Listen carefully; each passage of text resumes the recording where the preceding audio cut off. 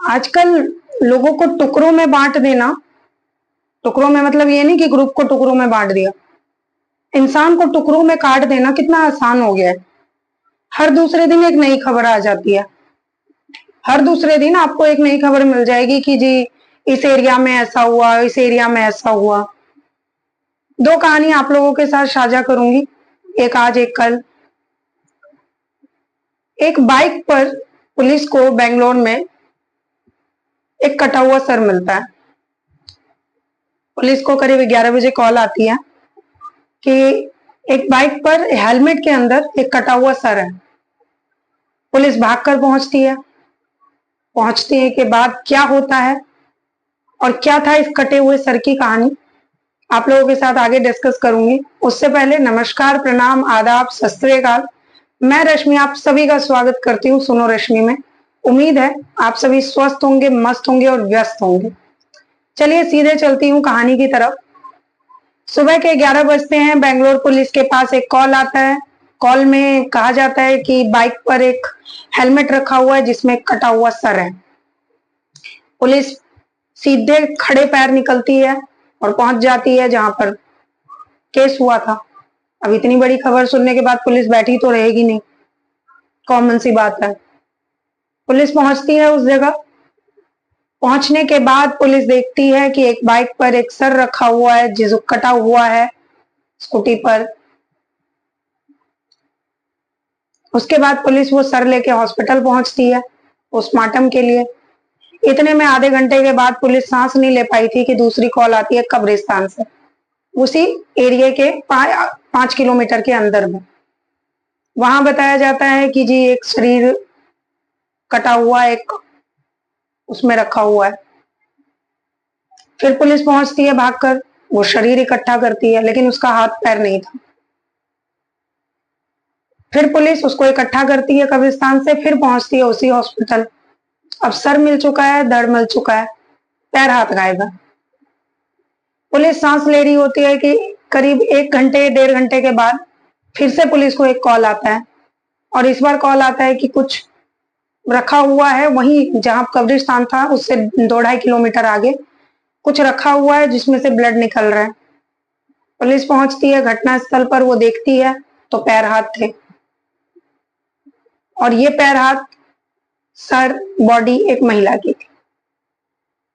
महिला के बारे में पुलिस जानकारी इकट्ठा करने की कोशिश करती है तो पुलिस को ज्यादा दिक्कत नहीं होती क्योंकि महिला के बारे में उसके फेस से, उसका जो डॉक्यूमेंट्स उसके पास मिलता है उससे पता चल जाता है।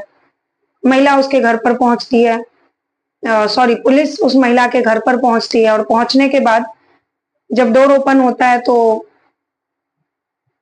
वहां से पुलिस को एक लड़का और डोर ओपन करता है, एक आदमी बोले। तो पुलिस पूछती है कि आप इस महिला को जानते हैं क्या? उसकी फोटो दिखाती है पुलिस, जो डॉक्यूमेंट्स मिले होते हैं उस पर। तो लड़का कहता है हाँ, और वो पहुंच जाते हैं पुलिस पहुंच जाती है उन्हें पुलिस स्टेशन लेकर। वो पहचान लेता है और कहता है कि ये मेरी बहन कीर्ति है जो कि 42 इयर्स की थी और उसको इतने बुरे तरीके से किसने ये किया, अब ये एक मुद्दा होता है।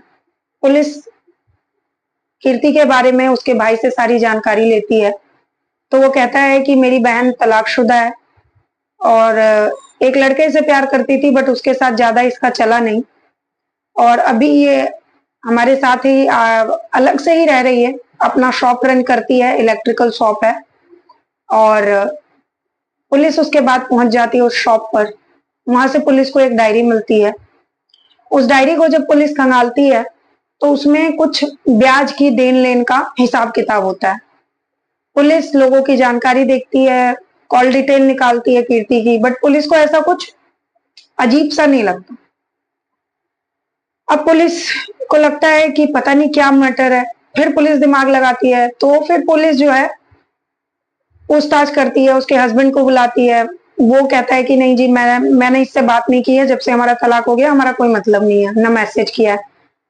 उसकी कॉल डिटेल, सारी चीजें, व्हाट्सएप डिटेल सब कुछ निकाला जाता है, पूरा क्लीन होता है वो आदमी। उसके बाद नेक्स्ट आता है दूसरे का नंबर, तब भी वो कहता है कि पूरी डिटेल निकाली जाती है जो उसका बॉयफ्रेंड था वो भी कहता है जी मैं छोड़ चुका था, किसी की सुनती नहीं थी तो मैं क्या करूं। अब ये बात भी सही होती है, पुलिस का माथा चकराता है कि आखिर जब ये सब कुछ हुआ नहीं तो मामला क्या है। तब पुलिस पूरा देखती है कि वो 9 बजे घर से निकली और 11 बजे उसकी लाश मिली। इस 2 घंटे के बीच में उसके साथ क्या-क्या हुआ, कहाँ गई, कैसे गई, क्या हुआ, पुलिस पूरी डिटेल देखती है। तो पुलिस को कुछ समझ नहीं आता, सब कुछ ओके था। बट पुलिस जब सीसीटीवी कैमरा देख रही होती है एक रोड की, तो वहां पे वो महिला कीर्ति सिर्फ 2 मिनट के लिए रुकती है और किसी बाइक वाले से कुछ बात करती है और निकल जाती है। पुलिस को बहुत ध्यान से देखने पर पता नहीं क्यों बार-बार जब सब कुछ नॉर्मल आ रहा था, तो वहीं पर जाके नजर टिकती है। पुलिस कहती है अरे चलो तसल्ली के लिए एक बार इसको भी देख ही लेते हैं।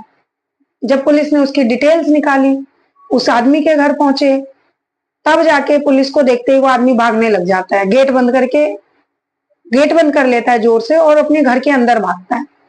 पुलिस समझ जाता है कि अब ये आदमी कुछ कर लेगा, कुछ तो गड़बड़ है। पुलिस गेट तोड़ती है, अंदर पहुंचती है तो देखती है कि हम इस आदमी को अमित बुला लेते हैं। अमित अपनी जान लेने की कोशिश कर रहा था। अब पुलिस उसे पकड़ के पूछती है कि ऐसा क्या था, तब वो कबूल लेता है कि जी मैंने ही उसको मारा है, क्योंकि मैं एक रेडी लगाता हूँ फूड का और इससे मैंने पैसे लिए थे।